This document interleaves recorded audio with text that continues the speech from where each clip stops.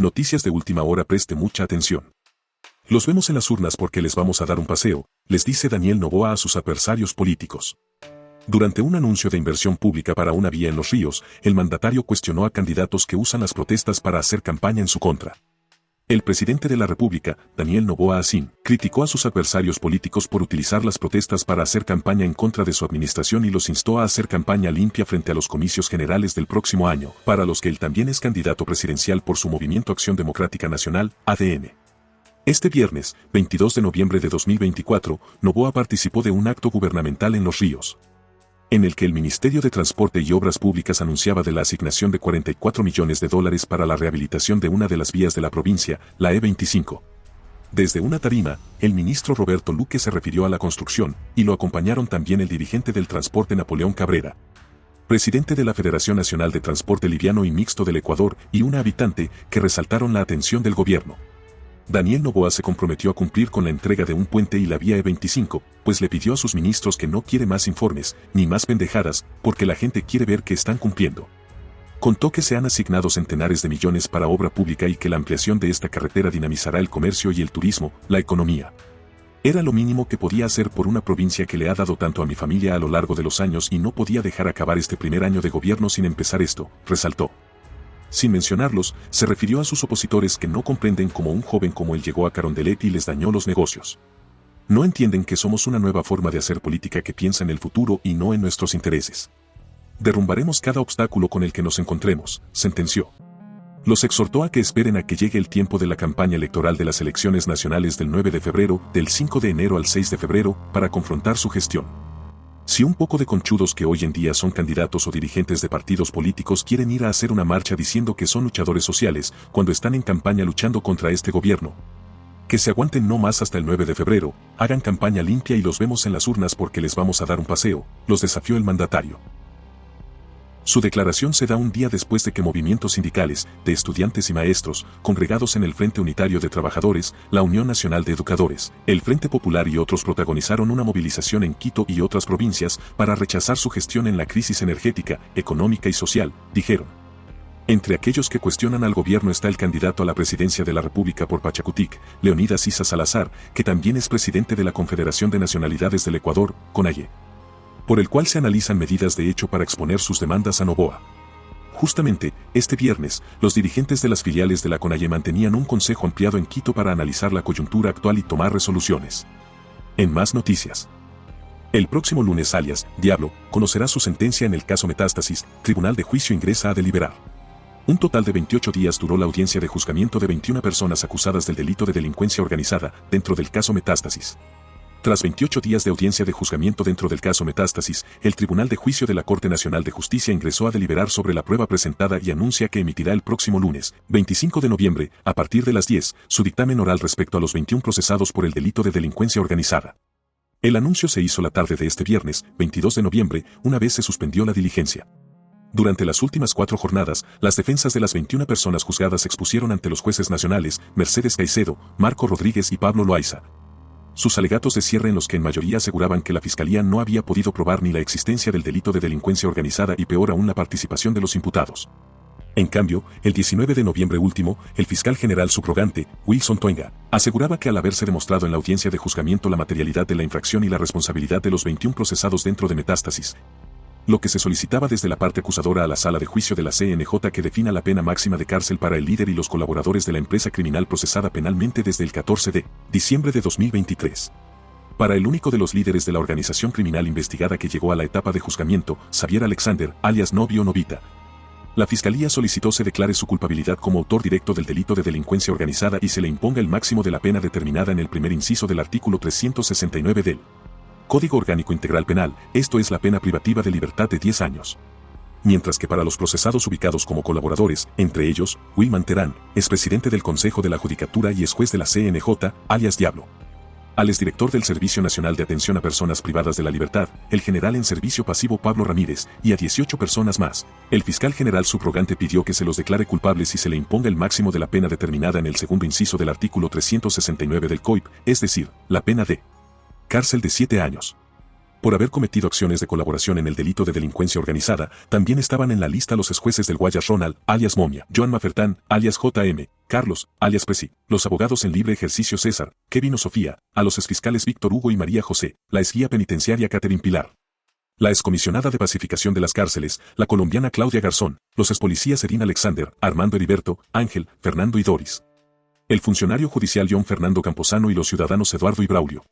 En el caso de los exfuncionarios públicos Wilman Terán, Ronald Guerrero, Johan Mafertán, María José, Carlos, John Camposano, Víctor Hugo, Doris Soraya, Armando Heriberto, Ángel Danilo, Fernando Andrés, Erin Alexander, Pablo Ramírez y Catherine Pilar.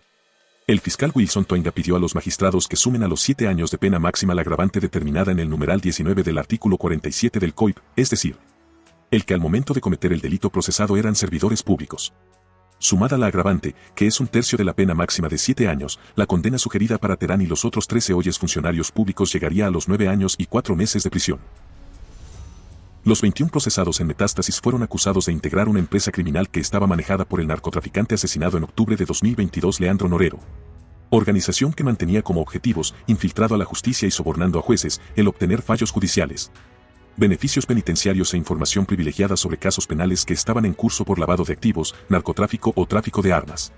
En relación con la multa, la Fiscalía dijo que pedía para el líder de la organización procesado lo determinado en el numeral 9 del artículo 70 del COIP, es decir, solicitó se disponga el pago de 40 salarios básicos unificados del trabajador en general. Para los 20 colaboradores se pidió una multa que alcanza los 9.200 o lo que significan 20 SBU, dineros que deberían ser depositados en las cuentas del Tesoro Nacional del Banco Central del Ecuador.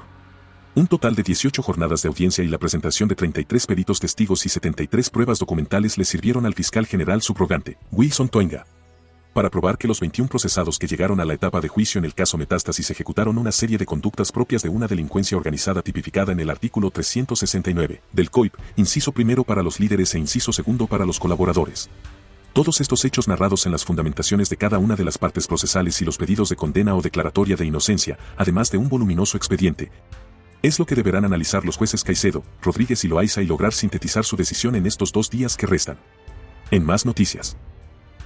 En el ámbito social, el gobierno muestra 2 caras. Por un lado, la atención a problemas como la desnutrición infantil y la entrega de bonos es lo positivo. Sin embargo, según analistas, persisten importantes desafíos en áreas como la creación de empleo y la atención a sectores vulnerables. Haber continuado con los planes para combatir la desnutrición infantil es uno de los temas a destacar en cuanto a la gestión del gobierno en el ámbito social.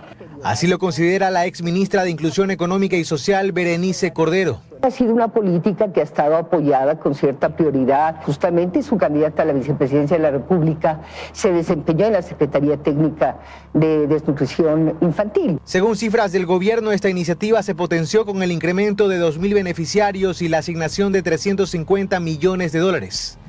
Cordero destaca también que se destinen recursos para, por ejemplo, otorgar créditos de desarrollo humano a través de Ban Ecuador.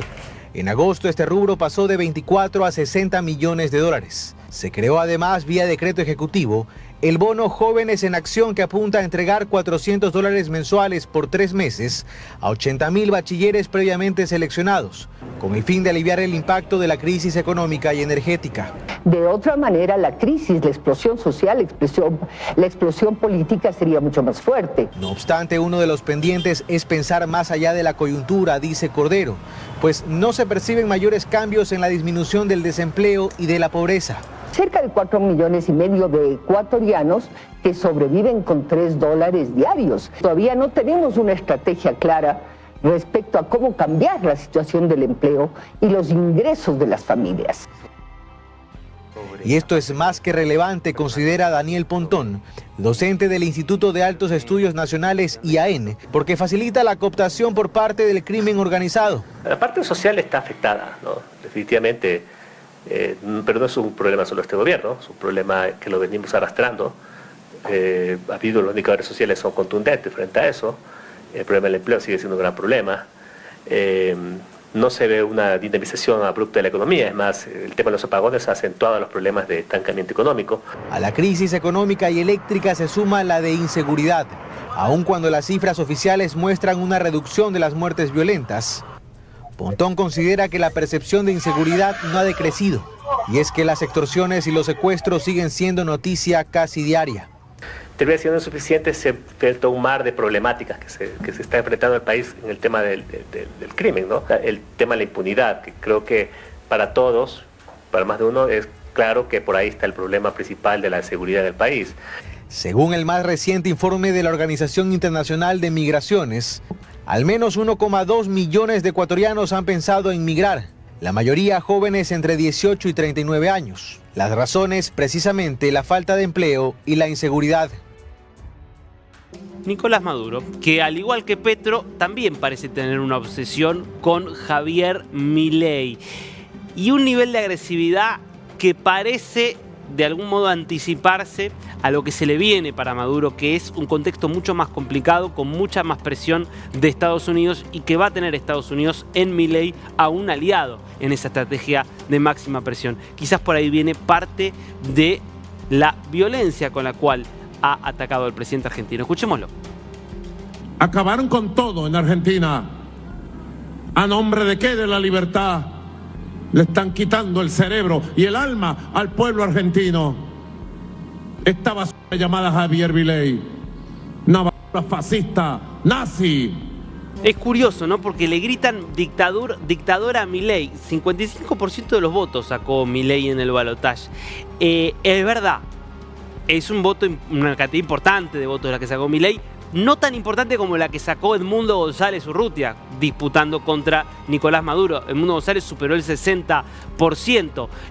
Claro, Edmundo González no pudo asumir, porque en Venezuela sí hay una dictadura de verdad. Que haya ahí argentinos como el infame Michelo, este TikToker que se está llenando de plata en Venezuela a partir justamente de la alianza que tejió con el régimen, es, la verdad, una desgracia para lo que es la historia argentina de defensa de los derechos humanos y de la democracia. Una historia que también tenía a Venezuela como un estandarte de la democracia y que desde hace tiempo lo perdió por culpa de Nicolás Maduro, que por cierto le acusa a Milei de ser nazi cuando el aliado de los nuevos nazis, que son los terroristas islámicos, es el propio Nicolás Maduro. Todo al revés, como siempre cuando se trata de Maduro.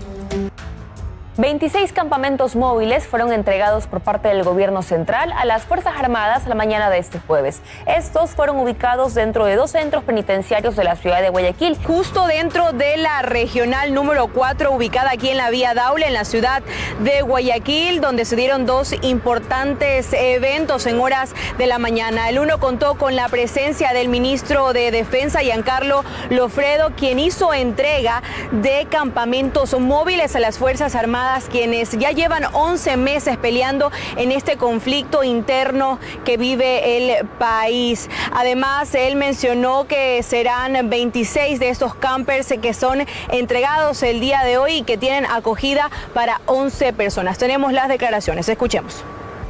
Hoy estamos transformando esta realidad gracias a una decisión firme y a un esfuerzo incansable de nuestros militares, del bloque de seguridad y de un gobierno nacional que no pacta con las mafias. También el segundo acto contó con la presencia del presidente Daniel Noboa Asín, quien hizo un recorrido por estos campamentos militares. Además, enalteció la labor de las Fuerzas Armadas. Pero en horas también un poco más tempranas, en la mañana, estuvo en el cantón Santa Lucía, donde entregó recursos para las provincias de Guayas, Loja y Zamora Chinchipe. Aquí también mencionó sobre esta sentencia por casos de corrupción contra Danilo Carrera. Escuchemos.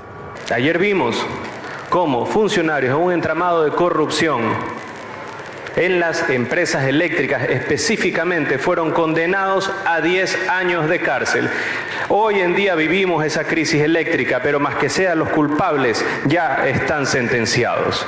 Y vamos a solucionar un problema que no fue causado por nosotros, pero tenemos la responsabilidad y tenemos el derecho y también la empatía para solucionar este problema para ustedes. Así es, amigos televidentes, ustedes ya lo pudieron escuchar y observar. Esto fue parte de la agenda que cumplió el presidente Daniel Noboa aquí en la provincia del Guayas. Ha sido entregas importantes también para que las Fuerzas Armadas puedan continuar peleando en este conflicto armado no internacional que vive el país desde hace 11 meses.